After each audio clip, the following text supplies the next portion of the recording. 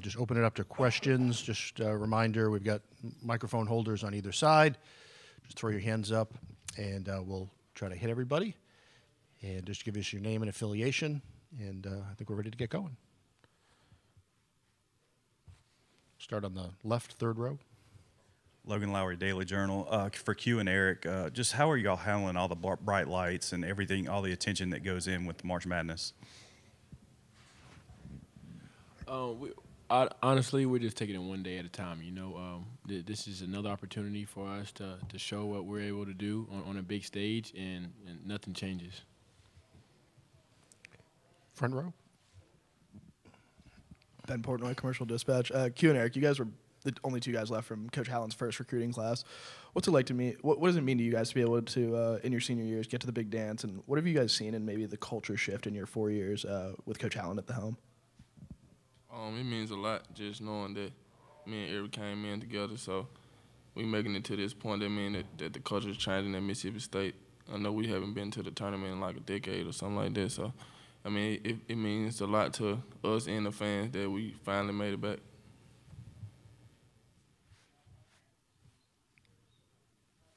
Anybody over there? We'll go back on the left. For Reggie, just what are you expecting to see from Liberty? Just kind of a brief scouting report on those guys. Well, we're expecting to see that they're gonna move the ball a lot. They're gonna take good shots and try to control the pace of the game. Talk about the pace of the game. What's the challenge going against a team that wants to slow it down the way Liberty does? Yeah, for you. Yeah. We just gotta take care of the basketball and take our opportunities once we get out in transition to try to get easy basketball, because we know that Liberty gonna try to make it a half-court game, and we just try to control our pace, and we can get them out in transition. I think we'll have a good deal of winning the game. Back in the front row. Eric, what do you think the biggest change with this team has been in your 4 years? I know it's a loaded question, but what do you think is the biggest change, whether it's culturally or with the makeup of the team, or obviously winning more games? I would say the guys that I'm surrounded with now. These guys are passionate about winning and getting better and not letting any day pass them. They take every day serious. They're trying to get better every day. But at the end of the day, the culture has changed for an aspect of guys just wanting to win and be the best at being the best they can be. Anybody over there, left side?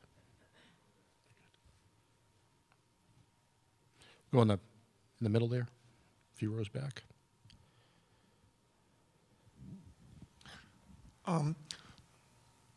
How much has the run you guys were able to make last year in the NIT, how much do you think it has helped you this year, and how much do you think it can help you in this tournament? I would say the run we had last year really showed us how prepared we have to be in the beginning of the season and the off season, to be able to withstand and play in these in a long stretch, a period of time, going all the way through March. Anyone else? Sounds like we're good. Okay. Thanks, fellas. Appreciate it.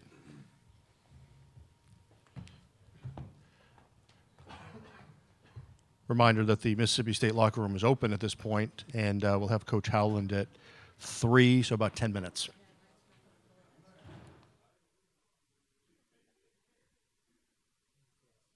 I know. I don't really want to interject in the middle.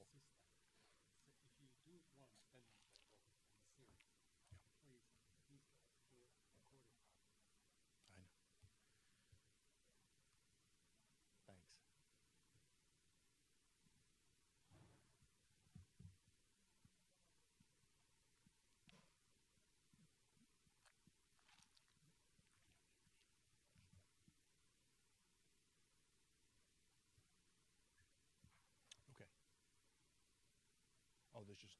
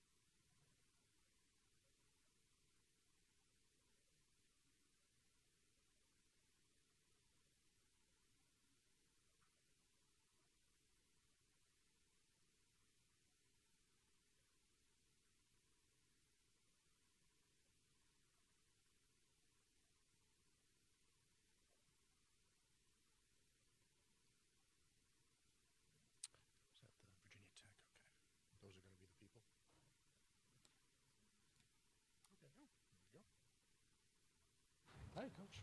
How you doing? Good. How are you? Sean, how are you? Good. How are you? All right, welcome Coach Ben Howland to the dais. We'll have him do an opening statement, and then we'll open it up to questions. Just a reminder, name and affiliation before you ask a question. And, Coach, we'll give you the floor. Thank you. I'm just excited to be here. Really excited for our team to be in the tournament and playing a great team in Liberty tomorrow. It's very well coached. We've got our work cut out for us, but we're thrilled to be here and looking forward to tomorrow. Great. Left, third row. Logan Lowry, Daily Journal. Ben, just with all of your experience in this tournament, how do you kind of relay that to the players that have never been on this stage before? What do you talk to them about what to expect for tomorrow?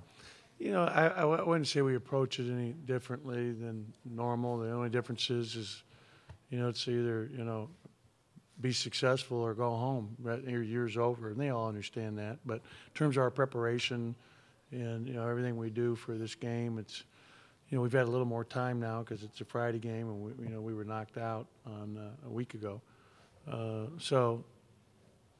Yeah, but it's, they're excited.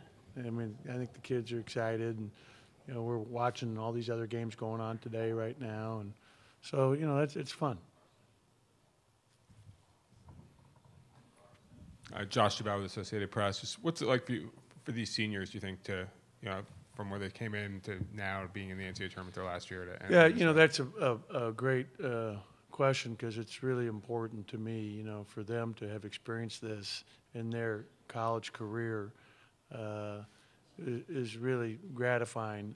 From where we started to, last year, having a good year and getting to the NIT finals, in New York a year ago, and taking that momentum into the off season. But Q, Eric, and I all entered together at the same time.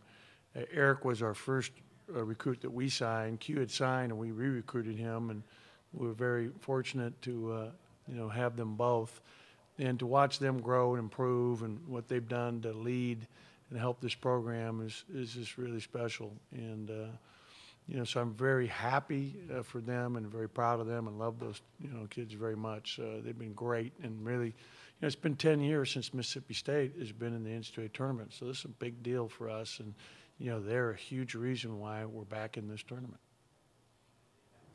Stay on the left. Ben, what have all of you been able to learn about Liberty over the last few days since Sunday? Well, they're 11th in the country in field goal efficiency, offensive efficiency, I should say, at 56%. 44% of their shots are threes. They shoot a very high percentage. They take care of the basketball. So they're very good offensively, and they're very good defensively. Richie and I known each other for 30-plus years. I have great respect for him as a coach. It's well documented, his having worked with Tony Bennett and the friendship with the Bennett family, and how he's really incorporated that pack line defense that they're so well known for, to what they're doing at Liberty defensively. So they're very solid at both ends. They've got an older team, an experienced team. Their front line is very good, and they've got great guard play, and they can all shoot it. So they space the floor, and that's why they're here, and why they're a very good seed, especially when you consider it's typically a one-bid league. So we know we've got a good challenge. Come back on the right, third row.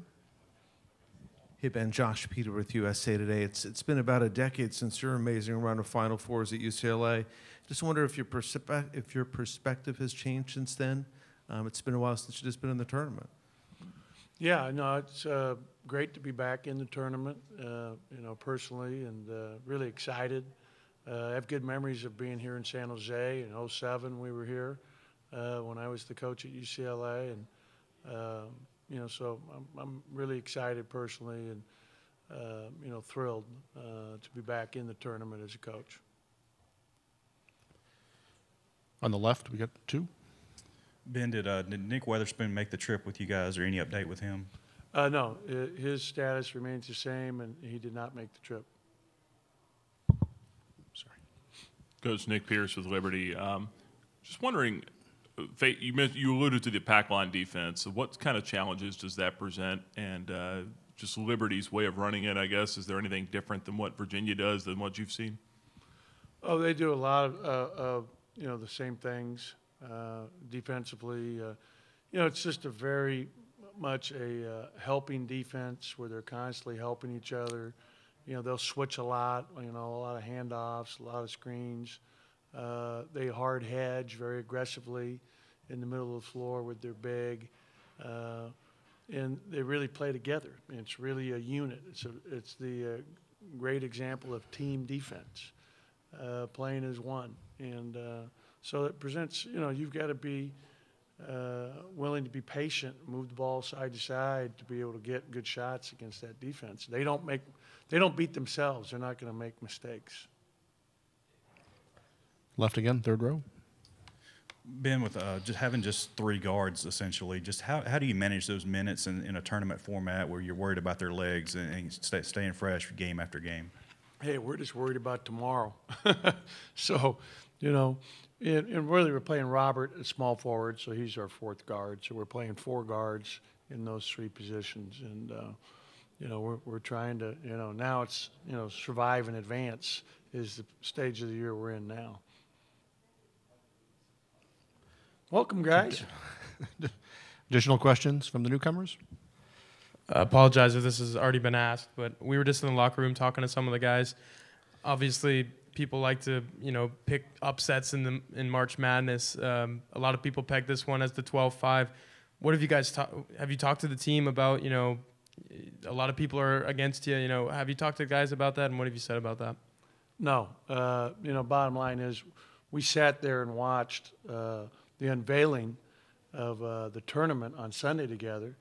And right after, they announced who we were playing, Seth Davis, it was like, boom. He said it right away. So, it, made my job real easy.